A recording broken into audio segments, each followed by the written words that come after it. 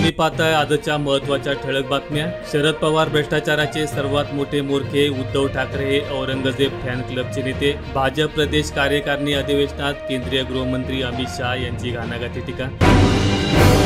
प्रवीण दरेकरांच्या आडून देवेंद्र फडणवीसांची चाल, मनोज जरांगेंचा आरोप, टेबलाखाली लपू नका, अजित पवारांवर टीका।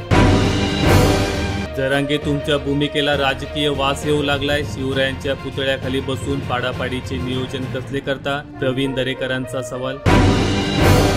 अर्थसंकल्पापूर्वी सर्वसामान्यांना मोठा दिलासा, पेट्रोल डिझेल झालं स्वस्त। अर्थसंकल्प जाहीर होण्याच्या एक दिवस आधी देशातील अनेक शहरांमध्ये पेट्रोल आणि डिझेलचे दर घसरले आहेत। 3 वर्षांपासून बेपत्ता वृद्ध, सरकारी जाहिरातीत मुख्यमंत्री तीर्थदर्शन योजनेच्या जाहिरातीत छापला फोटो, कुटुंबियांकडून संताप व्यक्त। 90,000 कर्मचाऱ्यांचे 1500 कोटी एसटीने थकवले, पीएफ उद्यानाची रक्कम, ट्रस्ट अडचणीत येण्याचा धोका वाढला, सरकारचा 4 वर्ष मदतीचा शब्द। भाजप उमेदवारीसाठी 50 लाख, पोलिसांमध्ये तक्रार, दिल्ली कार्यालयात भेटीसाठी दिले 7.8 लाख रुपये, पक्षाच्या उमेदवारीच्या यादीत नाव आले नाही।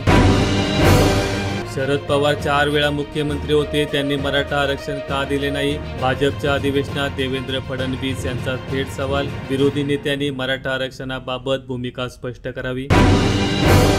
कोकण रेल्वेची प्रतीक्षा यादी 8 मिनिटात 750 वर, गणेशोत्सवासाठी गाड्या हाऊसफुल, दलालांचा आरक्षणावर डल्ला। संसदेचे अर्थसंकल्पीय अधिवेशन आजपासून, दुकानांवरील नावे, नीटचे मुद्दे ऐरणीवर, सीतारामन ऐतिहासिक विक्रमाच्या उंबरठ्यावर। भारत 2050 पर्यंत होणार वृद्धांचा देश, आरोग्य, गृहनिर्माण व निवृत्ती वेतनात करा अधिक गुंतवणूक। पूजा खेडकरांच्या निमित्ताने दाखल्यांचा बाजार उघड, नॉन क्रिमिलेअरची क्रीम खाणाऱ्यांची व्यवस्थित फौजत, तपासणीची सक्षम यंत्रणा व्यवस्थित नाही। बांगलादेश सुप्रीम कोर्टाकडून आरक्षणाचा निर्णय अखेर रद्द, 93% संधी इथून पुढे केवळ गुणवत्तेच्या आधारावर। चीनमधील 130 पैकी 28 कंपन्या भारतात येणार, नोमुराचा अहवाल, निर्यातीत वर्षाला होणार 10% वाढ। माहिती आवडल्यास व्हिडिओला लाईक करा, चॅनेलला जर सबस्क्राईब केले नसेल तर सबस्क्राईब करा। धन्यवाद।